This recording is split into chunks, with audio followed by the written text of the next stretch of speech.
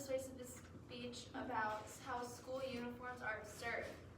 So school uniforms are a common rule in many schools that are often defended as a way to promote discipline, reduce distractions, and create a sense of equality among students.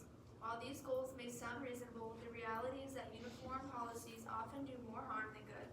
For many students, uniforms feel restrictive, unnecessary, and unfair. School uniforms are absurd rules that restrict self-expression, create financial burdens for families, and take away students' freedoms. Instead of helping students succeed, they limit personal growth and create additional challenges for both students and their families. One of the biggest problems with school uniforms is that they restrict students' abilities to express themselves. Self-expression is an important part of growing up, especially during school years when students are still discovering their identities. Clothing is one of the simplest and most powerful ways for young people to show their personality, interests, culture, and creativity. When schools require uniforms, they take away this opportunity and force students to look the same as everybody else. As one newspaper article explains, the only thing it seems to be doing is restricting students from expressing themselves. This highlights how many students feel frustrated by these policies. Another source describes how students appear happier and more comfortable when they are allowed to wear their own clothes, suggesting that self-expression has a direct impact on confidence and mood. When students feel comfortable in what they are wearing, they are more likely to participate in class and feel positive about being at school. By removing this basic form of individuality, schools may actually be harming students' emotional well-being rather than supporting it. In addition to limiting self-expression, school uniforms can also create a financial burden for families. While some people argue that uniforms are cheaper because students do not need as many clothes, this is not always true. Many schools require specific items such as branded shirts, special pants, or approved vendors, which can make uniforms more expensive than regular clothing.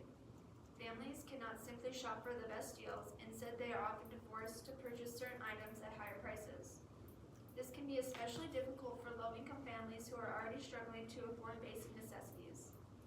Research from the Nuffield Foundation found that uniform costs are a source of financial and emotional stress for families with limited income. Parents may feel pressure and anxiety trying to meet these requirements, and students may feel embarrassed if they cannot afford all the required items. Instead of promoting equality, uniforms actually highlight economic differences and make some students feel excluded. This shows that uniform policies are not as fair or helpful as they're often claimed to be. Another important issue with school uniforms is that they take away students' freedom and independence.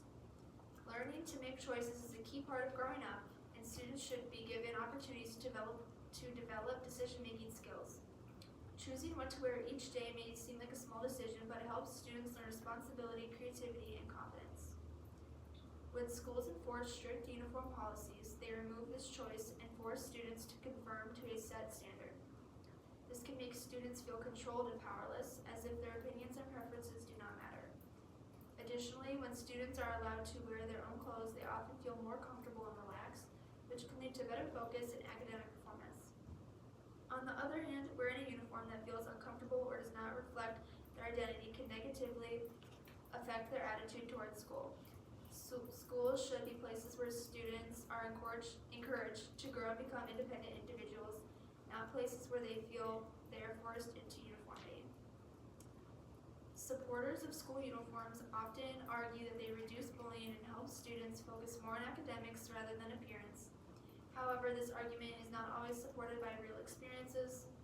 Bullying can still happen regardless of what students wear, and students may find other reasons to judge or exclude others.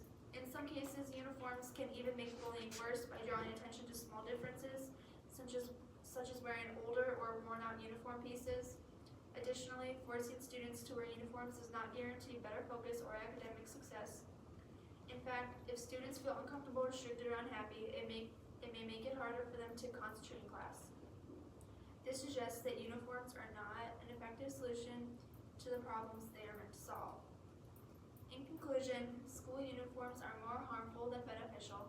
They restrict students' ability to express themselves, place unnecessary financial strains on families, and limit personal freedom and independence.